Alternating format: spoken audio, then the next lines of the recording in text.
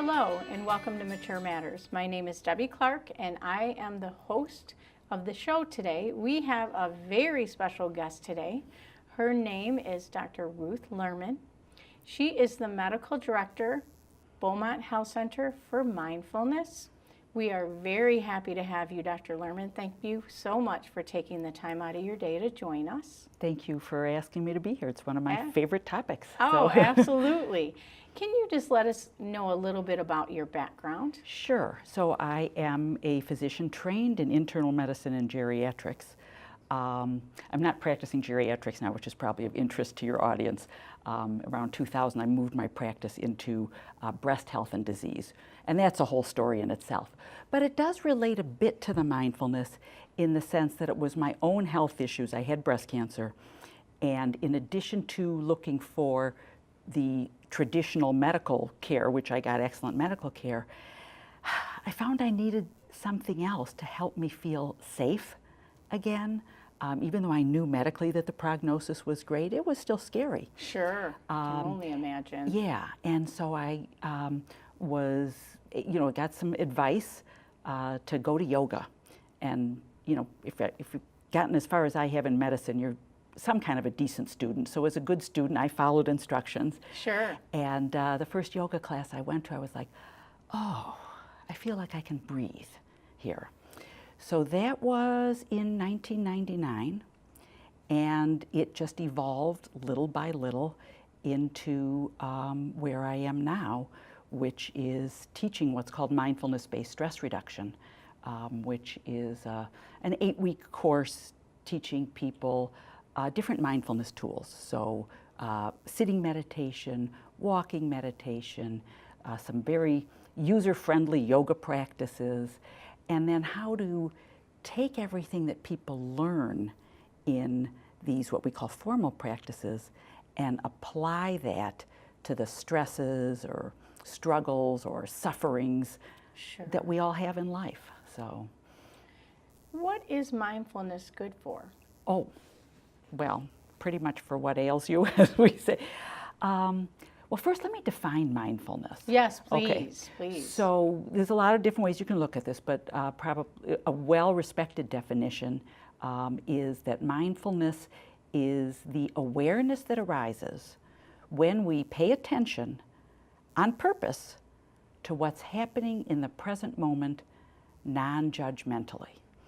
So that's quite a mouthful, and the words don't necessarily resonate or bring out what it is. So to learn mindfulness, it's really something that you have to experience it and practice it.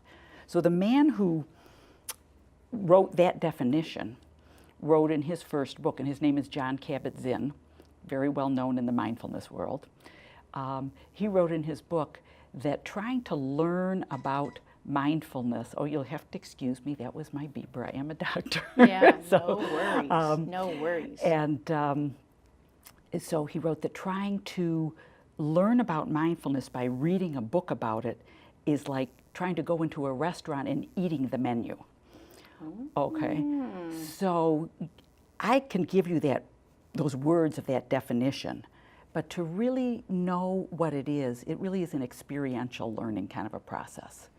Very interesting. And then you asked me what it's useful for. Yes. Okay. So, wow, the research on mindfulness these days is huge. So, I've taught cancer patients. There's good research on that. Anxiety, depression, multiple sclerosis,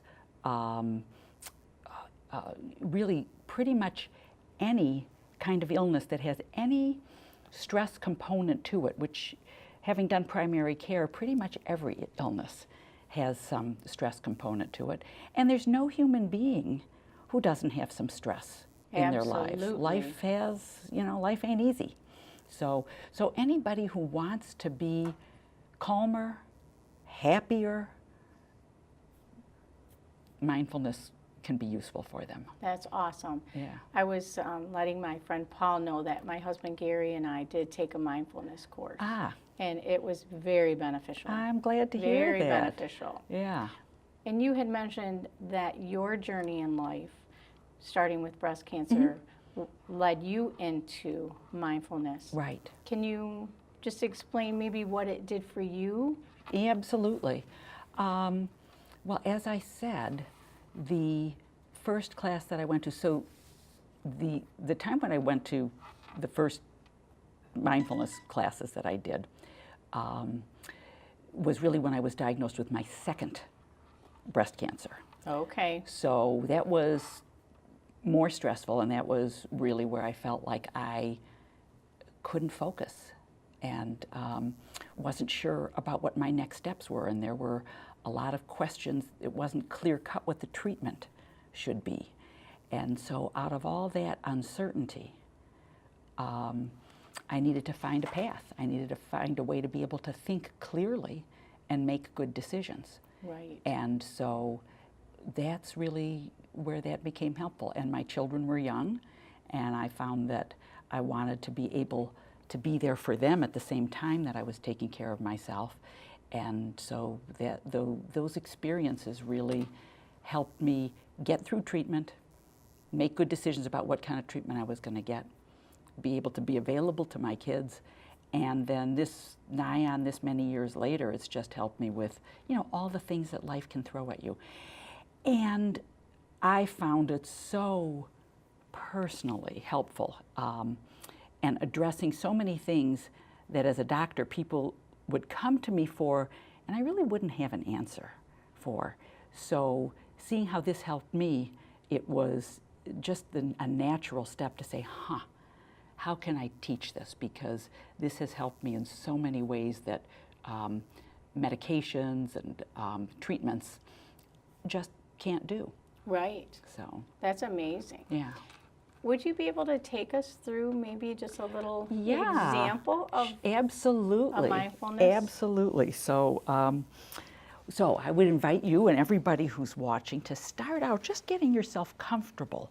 You want to be in a position that you can be both comfortable and awake and alert. So that can be sitting in a chair, it can be sitting on a cushion on the floor. For some people, it can be lying down, as long as you can manage to stay awake. It can be done standing up. So wherever you are, finding yourself in a comfortable position. And again, if it's comfortable, if you allow your eyes to close, that will really help you stay focused internally, or just picking a point a few feet in front of you and just letting your eyes rest comfortably on that spot. That works fine too. Mm-hmm. So I'm going to let my eyes close just because that's what I'm used to and it feels right for me. So allowing the eyes to close and just checking in now with the position of the body.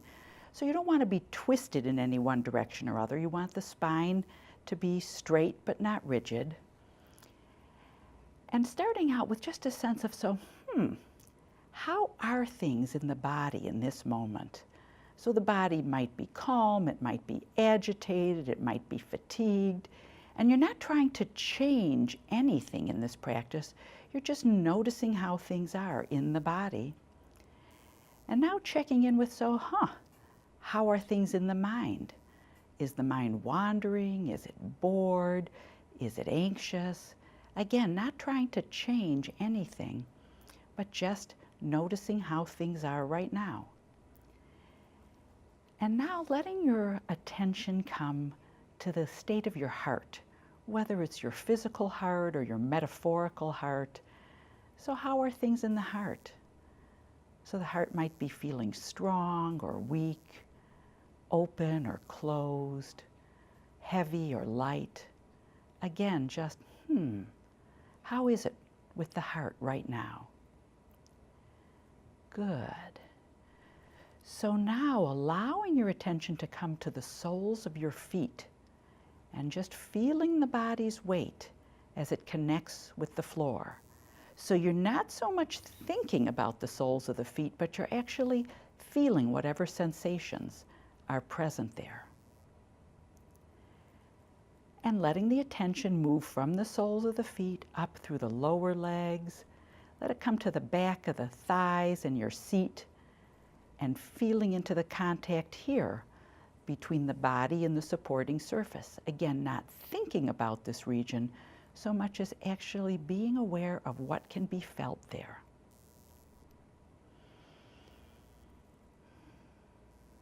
Good. So now, perhaps placing a hand on the low belly, if that works for you, and starting to feel how the hand rises as the belly rises with the inhale. The hand falls as the belly falls back with the exhale. So simply breathing in and breathing out, knowing that you're breathing in and breathing out. You might even notice the little spaces that happen at the end of the inhale before the exhale starts, and at the end of the exhale before the inhale starts. So noticing that little pause.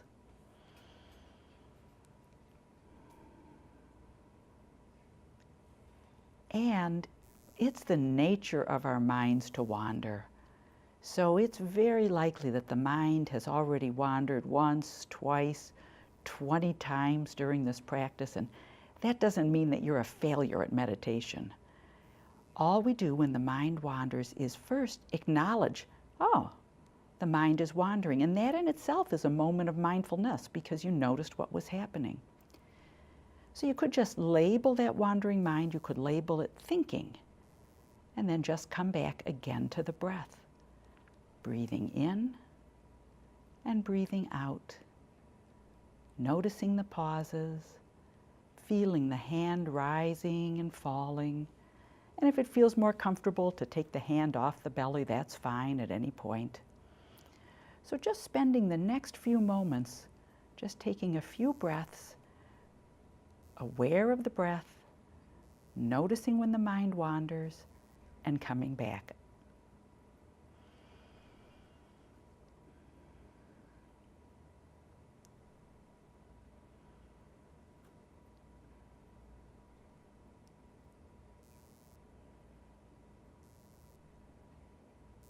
Good.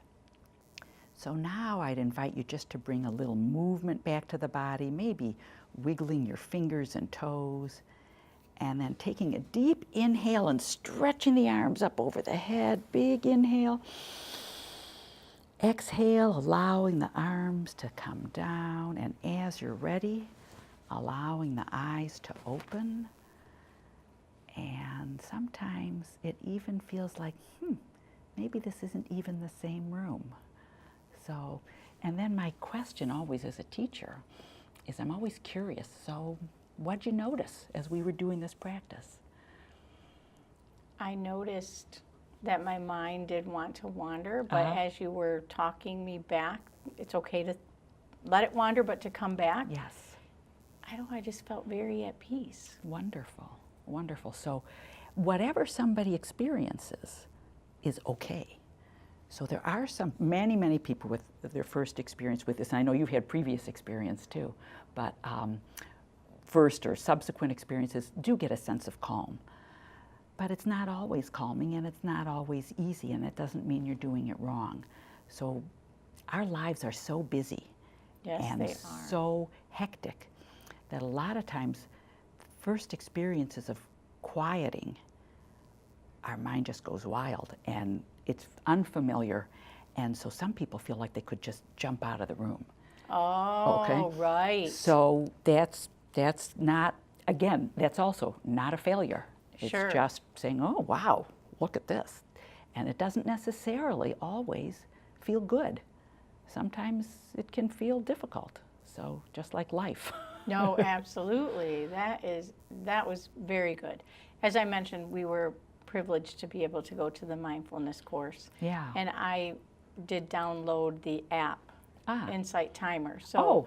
many times if my mind is going 150 miles an hour and I want to go to sleep, I will pick an app, Peaceful Sleep, Right. program Peaceful Sleep on Right. meditating, and it really does help me Yeah. a lot. Yeah, well, I would love to right now just share with everybody what Insight Timer is. Yes, that so would be that's great. a free app for Android or iOS operating systems, so your iPhone or whatever device you have, if you can download an app, just go to your app store and look for Insight, INSIGHT, Timer. and download it. There are thousands of meditations on there. There are. And if you liked what I just did with you was a sort of a brief body scan, awareness of breath meditation. And if you search for Lerman in the guided meditations, just Lerman. I've never listened to you on that. Yeah. So I have a 6-minute awareness of breath and then a 30-minute body scan. Those are both on there. Oh, nice. So, yeah. And I just love the fact that they're worldwide wonderful teachers and that it's given freely. Yes. So it is. It's a great way to start out a practice. It is. Yeah. Now, do you offer classes in the area, or are there classes or retreats that we could let our viewers know about? Absolutely. So I teach several different classes. One that I've been teaching since 2005 now is a course for cancer survivors that I teach at Beaumont, Royal Oak. And then over the years, we've expanded that to include family members of cancer survivors, people who are very high risk for cancer, such as those who carry one of the breast cancer gene mutations or another condition that puts them at very high risk, because that can be in many ways more stressful even than having cancer. So people who are done with cancer treatment, people who are very high risk for cancer, family members of those folks, and in the past year, I've also started including in that same group Beaumont attending physicians. That's wonderful. So, and their family members. So there's a growing recognition of burnout amongst physicians. It's not easy being a doctor. Sure. And we have research showing that mindfulness can really help with burnout. And I was approached by a group of doctors who wanted a class, but there really probably wasn't enough of them to make their own class. And I've always felt like the value of putting people who their role would make you think that they're different from each other. Yes. But when we come together in a class that's just based on our common humanity, everybody learns from everybody else and informs everybody else. So that's one set of classes that I teach. So That's if somebody awesome. listening is a cancer survivor, family member of a cancer survivor, very high risk for cancer, a Beaumont physician or a family member of a Beaumont physician, they're eligible to take those classes. And then I teach classes for the general public through I had to create a corporation, so it's an LLC. I never really wanted to be in business, but I had to do it. So, and that's called Shalem Stress Reduction. It's spelled SHALEM, Stress Reduction, and that's the website is shalemstressreduction.com. So it's similar to shalom, but it's a root word that means wholeness. Oh, nice. And it means wholeness in Hebrew, in Arabic, and in several other languages also. So that's... You researched that before you... Absolutely, absolutely. So those classes are open to any adults, and both sets of classes will be starting in October. There are free introductory classes. I want people to know what it is they're getting into before they sign up for a class. And so they could either email, we have a Center for Mindfulness at beaumont.org, or if they go to the Shalem Stress Reduction website, there's a contact form that they can get in touch with me. And they can also see there the flyer for the classes. So nice. Yeah. And are they in a predominant area like Farmington Hills or West Bloomfield? Yes. Your So the classes, private classes? The classes for the general population, the Shalem Stress Reduction classes, are held at a Dot Shalom Synagogue in Farmington Hills. Oh, nice. So they're completely non-denominational. There's nothing religious going on. The synagogue is just very kind and supportive of this work. Yeah, that's wonderful. yeah. Oh, I'm excited. Oh, good. I'd really like to invite my mom to come too. She just moved to Novi. She's a cancer survivor. Oh, okay. Yes. Right. So that would be awesome for her. Right. All good stuff. Yeah. Yes. When my husband and I went, he is kind of high-strung anxiety, but he really benefited from it. We even did an experiment before blood pressure and after blood pressure. Yes. It did go down Yes. after we would Yes. do the app. So Yeah. The work is wonderful. Thank you so much for everything that you're doing. Oh, you're very welcome. Yeah. It nourishes me to be able to do this work. It helps me deepen my own practice and helps me maintain my commitment to it. And there's so many things in life like that where when we can share something valuable with other people, it just makes it more valuable to us. Yes, So. I had a physician tell me today that when you experience things, you come through it, you become a light for others. Very nicely said. Absolutely. So you're that light through the mindfulness. Thank you. So thank you so much for your time. Well, my pleasure. Yeah, and I wish you nothing but the best. Hopefully we'll see you in the future.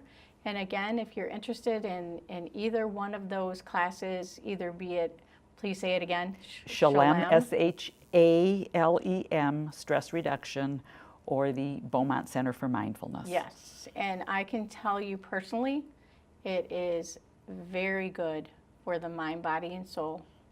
And at this time, we'd like to say thank you for tuning in. I hope you're nice and relaxed after that little practice session, and we'll see you soon.